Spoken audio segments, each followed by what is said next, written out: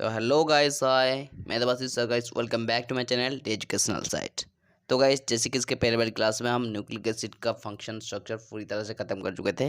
अगर उस वीडियो को आप नहीं देखे हैं, डिस्क्रिप्शन बॉक्स में लिंक है, जाकर देख सकते हैं। तो गाइस, नेक्स्ट जो टॉपिक है हमारा, that is primary structure of DNA और सेकेंडरी स्ट्रक्चर ऑफ डीएनए। तो गाइस, डीएनए की जो प्राइमरी और सेकेंडरी स्ट्रक्चर होते हैं, आज हम इस क्लास में पूरी तरह से खत्म करने वाले हैं। तो गाइस, चलिए बिना देर के टॉपिक को स्टार्ट करते हैं।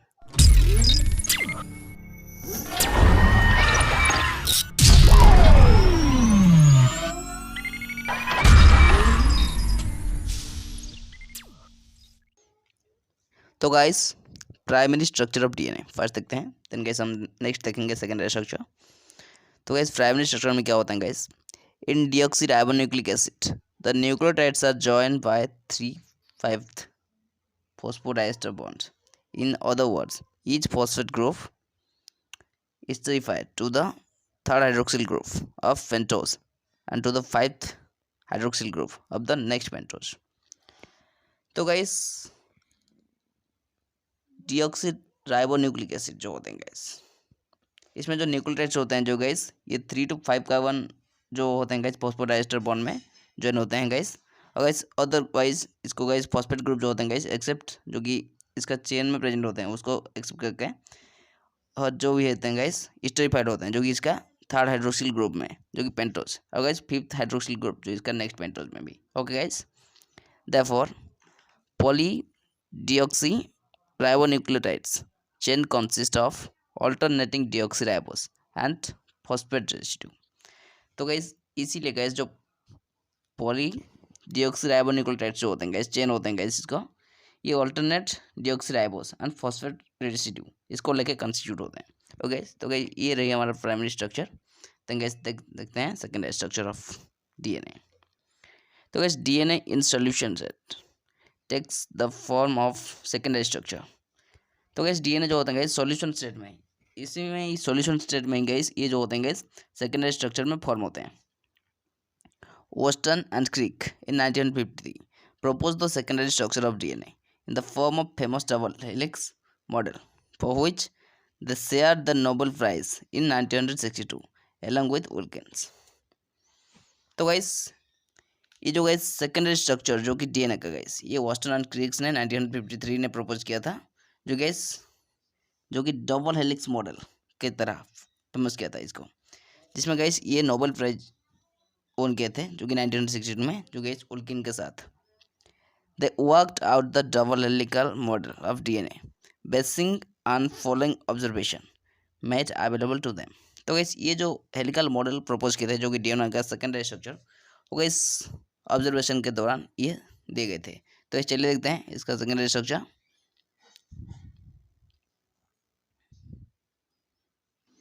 तो गाइस, इसका first point, it was known through the West analysis that there is as much adenine as thymine and as much guanine as cytosine.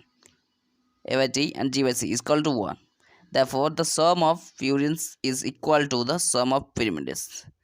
It is known as Chargaff's rule. तो guys, चारगाफ्स ने क्या बताया? ये guys चारगाफ्स का एक rule थी जिसमें guys एक एनालिसिस के दौरान क्या पता गया था गाइस।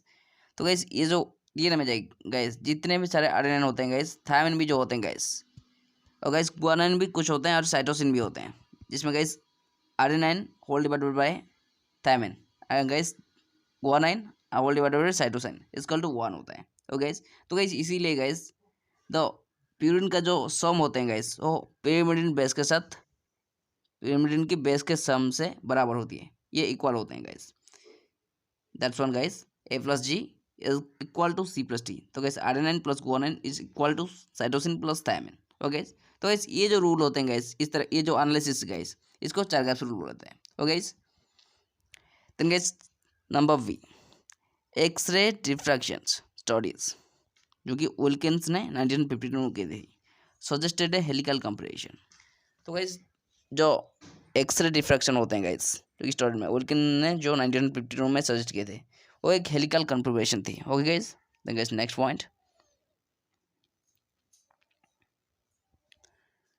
तो guys according to this model, DNA has a double stranded structure where two polydeoxyribonucleotide chain twisted around one another in a double helix. तो गाइस इसी की वजह से अगर इसके अकॉर्डिंग के मुताबिले ये जो डीएनए के मॉडल के मुकाबले ये जो डीएनए होते हैं गाइस ये डबल स्ट्रैंडेड स्ट्रक्चर होते हैं, जिसमें गाइस दो तरह सा पॉलीडिऑक्सीराइबोन्यूक्लियोटाइड चेन होते हैं जो कि एक दूसरे से अराउंड होकर रहते हैं, जो कि डबल हेलिक्स स्ट्रक्चर में। But the helix are held together by means of a hydrogen bonds. तो गाइस ये जो दोनों हेलिक्स जो होते हैं गाइस ये एक हाइड्रोजन बॉन्ड से फॉर्म करते हैं इसके बीच में, जो कि एक हाइड्रोजन बॉन्ड इसके टुगेदर में रहते हैं, form between the nitrogen base, जो गाइस नाइट्रोजन बेसिस में इसके बीच ये फॉर्म होते हैं ये जो hydrogen bond. The diameter of DNA molecule is 20 angstrom, कि अदरवाइज 2 nm होते हैं, 2 नैनोमीटर। ओके गाइस, तो गाइस ये जो बॉन्ड्स होते हैं गाइस और डायमीटर जो होते हैं गाइस डीएनए मॉलिक्यूल का ये 20 एंगस्ट्रॉम होते हैं, और गाइस अदरवाइज 2 नैनोमीटर भी होते हैं। और guys length of the DNA in one complete turn is 34 angstrom. और गाइस वन कंप्लीट टर्न में ये गाइस 34 एंगस्ट्रॉम होते हैं, जो कि 3.4 नैनोमीटर होते हैं, विच इनकॉर्पोरेट्स 10 बेस पेयर, जो गाइस ये जो वन राउंड में गाइस 10 बेस पेयर प्रेजेंट होते हैं। तो गाइस जो कि इसका जो लेंथ होते हैं गाइस 34 एंगस्ट्रॉम, तो गाइस 34 एंगस्ट्रॉम में 10 बेस पेयर प्रेजेंट होते हैं। Therefore the distance between two adjacent base pair is 3.4 angstrom. इसीलिए गाइस जो डिस्टेंस होते हैं गाइस टू बेस पेयर में, जैसे कि ये 10 बेस पेयर प्रेजेंट होते हैं एक कंप्लीट राउंड में, जिसका साइज है गाइस 34 एंगस्ट्रॉम। इसलिए गाइस हर एक जो बेस पेयर एक बेस पेयर से दूसरे बेस पेयर तक जो डिस्टेंस होते हैं गाइस 3.4 एंगस्ट्रॉम होते हैं। ओके गाइस, तो गाइस देखते हैं इनका स्ट्रक्चर।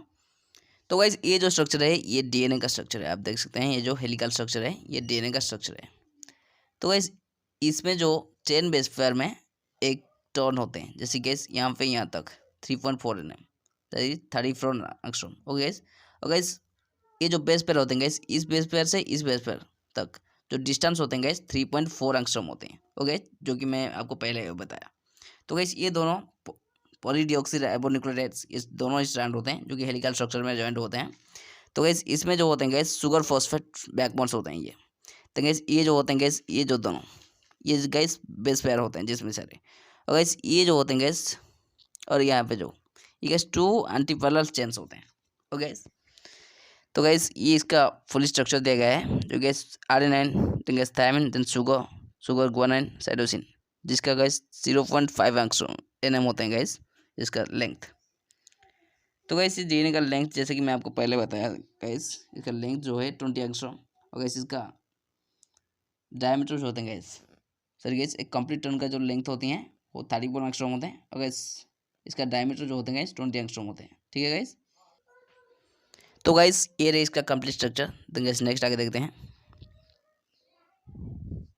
तो guys both the strand have sugar phosphate backbone, जैसे गाइस मैं फिगर में आप दिखाया इस दोनों को जो स्ट्रैंड होते हैं गाइस इस दोनों का स्ट्रैंड में बैकबोन फॉस्फेट बैकबोन प्रेजेंट होते हैं, और guys anti parallel to one another, और गाइस एक दूसरे से ये एंटी पैरेलल होते हैं। The anti parallel nature is given by orientation of the deoxyribose sugar. तो गाइस ये जो एंटी पैरेलल नेचर होते हैं गाइस ये क्यों गाइस इसका जो ओरिएंटेशन होते हैं गाइस डीऑक्सीराइबोस शुगर की वजह से, और गाइस जो कि which is opposite in both the strand, जो गाइस एक दूसरे से ऑपोजिट होते हैं। Therefore guys fifth carbon atom of the sugar molecule which is exposed at the end of the strand, that is fifth end, faces the third carbon atom of the sugar in opposite strand। तो guys इसीलिए guys जो fifth carbon atom जो होते हैं guys जो sugar molecule की ये guys expose होते हैं यहाँ पे गाइस जो कि फिफ्थ स्ट्रैंड में, जो कि गोटे वन स्ट्रैंड में जो कि फिफ्थ एंड होते हैं इसका, और गाइस फेसेस जो कि थर्ड कार्बन आटम जो होते हैं गाइस इसका इस शुगर का ऑपोजिट स्ट्रैंड जो कि गाइस थर्ड कार्बन आटम में ये एंड होते हैं। तो guys next the strand are also complementary to each other, और गाइस ये जो दोनों स्ट्रैंड होते हैं गाइस ये कॉम्प्लीमेंटरी होते हैं एक दूसरे से।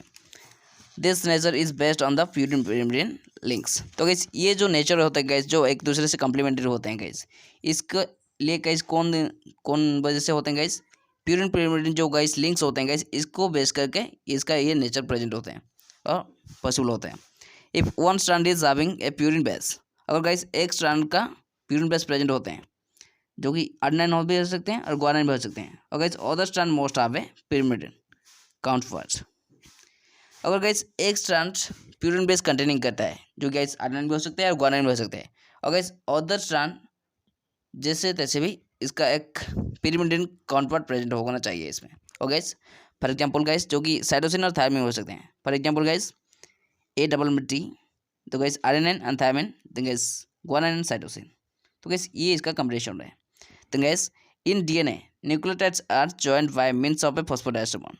तो गाइस डीएनए में जो न्यूक्लियोटाइड्स जो होते हैं गाइस, न्यूक्लियोटाइड्स जो होते हैं गाइस डीएनए में, ये गाइस एक फॉस्फोडाइस्टर बॉन्ड में जॉइंट होते हैं। ओके गाइस, तो गाइस ये रही हमारा स्ट्रक्चर ऑफ डीएनए। तो गाइस नेक्स्ट क्लास में हम देखेंगे आरएनए और इसका स्ट्रक्चर। तो गाइस उस पल तक बने हमारे साथ। Thanks for watching guys, see you in the next video.